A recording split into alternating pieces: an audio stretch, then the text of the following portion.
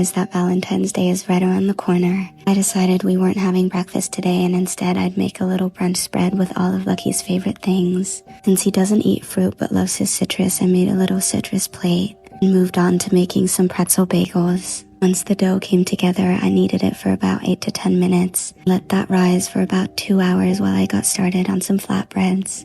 I made these to go with my shakshuka. Once my dough came together, I let that rest for about 30 minutes before rolling it out, transferring it to a hot pan, letting it puff up, and then keeping it warm in a tea towel. I set those aside and started all of my prep work for my shakshuka by dicing up some onion, bell pepper, sauteing that with some spices and tomato paste, and then adding in my tomatoes.